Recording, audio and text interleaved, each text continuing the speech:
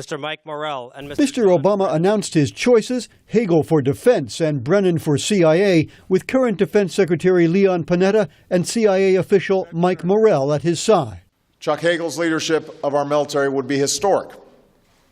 He'd be the first person of enlisted rank to serve as Secretary of Defense, one of the few secretaries who've been wounded in war, and the first Vietnam veteran to lead the department.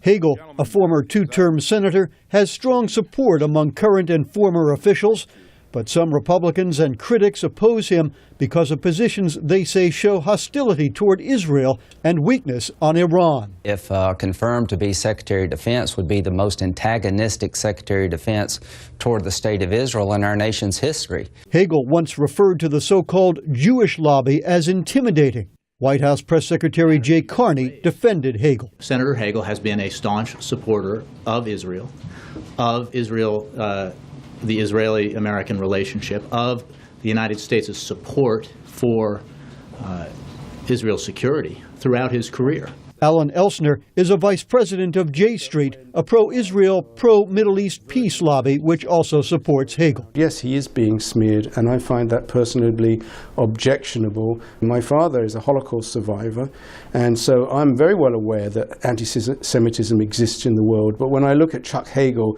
I think that charge is just utterly ridiculous. If confirmed by the Senate, John Brennan would replace Army General David Petraeus, who resigned from the CIA last year after news broke that he had had an extramarital affair. I will make it my mission to ensure that the CIA has the tools it needs to keep our nation safe, and that its work always reflects the liberties, the freedoms, and the values that we hold so dear.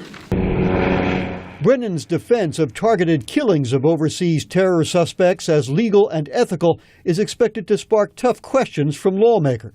President Obama said Brennan and Hagel understand that national security depends on the men and women in the ranks of the military and intelligence communities. They understand that we are only successful because of the folks up and down the line in these respective institutions.